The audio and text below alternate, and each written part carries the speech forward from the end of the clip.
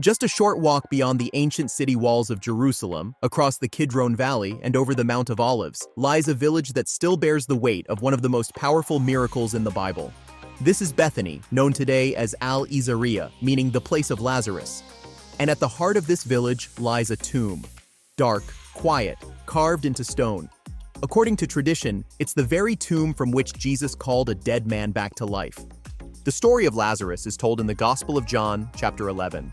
It begins with a message, "Lord, the one you love is sick." Mary and Martha had sent for Jesus.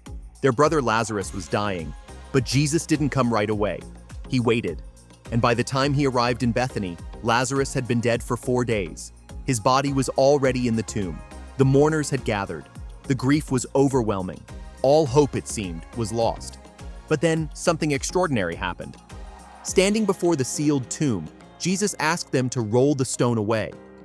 Martha hesitated. "Lord, by this time there is a bad odor, for he has been there 4 days," she said. But Jesus replied, "Did I not tell you that if you believe, you will see the glory of God?" And then, after lifting his eyes in prayer, Jesus called out with a loud voice, "Lazarus, come out." And from the darkness, Lazarus walked out, alive, wrapped in grave clothes, but breathing. It was a moment that shocked the crowd, shook the religious leaders, and changed the course of Jesus' ministry.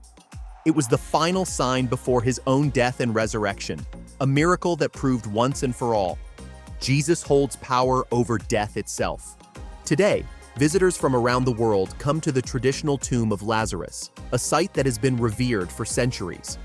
Located in the heart of Al-Izariah, the tomb is accessed through a narrow stone staircase that descends deep beneath the ground. The air is cool, the light is dim, and the silence is profound. You descend slowly, winding past ancient stone walls, and finally reach the small burial chamber where tradition says Lazarus was laid to rest. The entrance to the tomb is modest, just a small opening in the rock, but the weight of what happened here is enormous. This is not just a site of memory, it is a symbol of resurrection, a testimony that even when every door seems closed, even when the stone is already rolled into place, life is still possible. Archaeologists and historians have long debated the precise dating of the site, but what is certain is that the location has been venerated since at least the 4th century. Early Christian pilgrims visited here, and churches were built around it. The current Franciscan church, built in the 1950s, stands near the tomb and continues to serve as a place of worship and reflection. Just a short walk away, the Greek Orthodox Church of St. Lazarus also marks the sacred tradition, with its own connection to the event. But what makes the Tomb of Lazarus so powerful isn't just its age or its architecture, it's the story it holds. This miracle wasn't just about one man.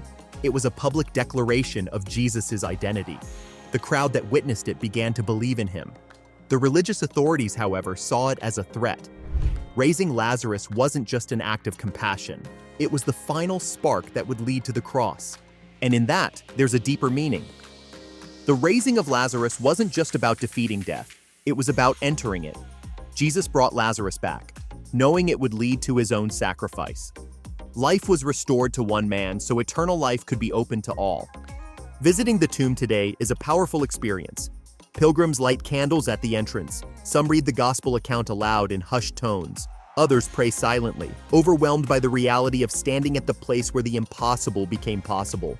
And whether or not this exact chamber is the original tomb, the message remains unchanged. Jesus is the resurrection and the life. Bethany itself is a living village. The narrow streets are filled with shops, homes, and the daily rhythm of modern life. But even with cars passing and voices in the market, there is a sacred stillness near the tomb. It's a place that continues to draw hearts closer to the truth that faith does not end at the grave. The story of Lazarus reminds us that even after the 4th day, when all seems hopeless, there is still a voice calling from the outside, "Come out." It reminds us that resurrection is not only for the end of time, it can begin now. And that the God who wept at the tomb is the same God who rolls away stones. If sacred places like this move you, if you're drawn to the spaces where heaven touched earth and where hope defeated despair, then be sure to subscribe. Because the Tomb of Lazarus is just one of many places that still speak, still shine, and still remind us of the power of a God who brings the dead to life.